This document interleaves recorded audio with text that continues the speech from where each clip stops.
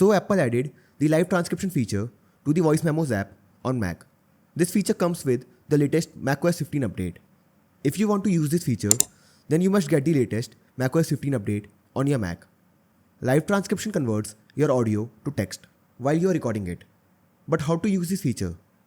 In this video, I will guide you with how you can use live transcription on the Voice Memos app on macOS 15. So first of all, click on this launchpad icon on the dock. Now search for Voice Memos.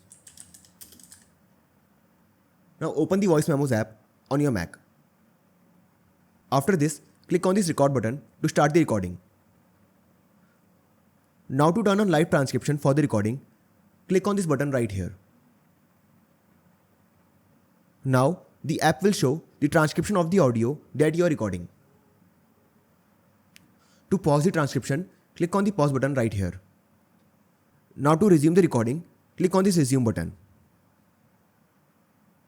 Once you are done recording the audio, click on the done button.